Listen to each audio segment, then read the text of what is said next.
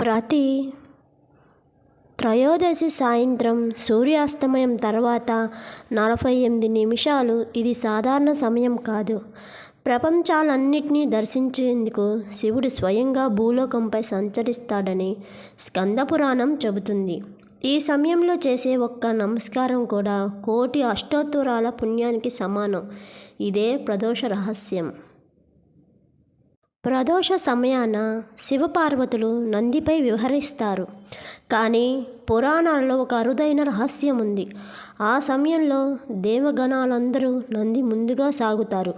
వాళ్ళ మధ్య పేరు మోగితే ఆ పేరు శివునికి నేరుగా చేరుతుంది.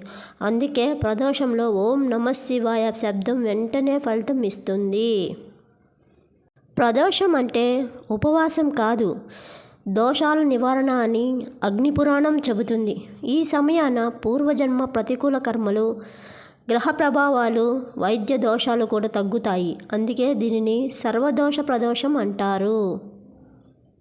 ప్రదోష సమయాన చెయ్యబడే ఒక్క నువ్వుల దీపం 24 జన్మల పాపాలను కరిగిస్తుంది. దీని వెనుక గుప్త రహస్యం ఉంది. త్రయోదశి తిథిలో భూతగణాలు అత్యంత శక్తివంతంగా ఉంటారు. వారు మన ఆరా చుట్టూ ఉన్న నెగిటివ్ ఎనర్జీని పూర్తిగా శుభ్రం చేస్తారు.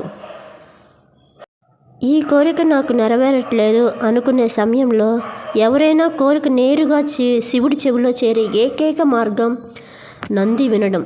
ఎందుకంటే నంది ఎప్పుడూ శివ దృష్టిలో ఉంటాడు. ప్రదోష సమయంలో నంది ద్వారా చెప్పిన కోరిక మనసులో ఊహించిన వెంటనే శివలింగానికి చేరువవుతుంది. ప్రదోష సమయమున ముందుగా విన్న ప్రార్థన పశువులు, పక్షులు, చిన్నపిల్లలదేనట. ఎందుకంటే వారి హృదయం కలుషితం కాదు. మనం కూడా ఆ హృదయంతో ప్రార్థిస్తే వెంటనే ఫలితం వస్తుందని దేవగణాలు చెబుతున్నాయి. త్రయోదశి ప్రదోషంలో 3 ప్రదక్షిణలు నిషిద్ధం. ఎందుకంటే ఆ సమయం రుద్రగతి, ఆ శక్తి వర్తమానాన్ని దాటిపోతుంది. అందుకే ఒక ప్రదక్షిణ ప్లస్ ఒక నమస్కారం చేయడమే అత్యంత శ్రేయస్కరంగా ఉంటుంది శివధర్మ శాస్త్రం చెబుతుంది.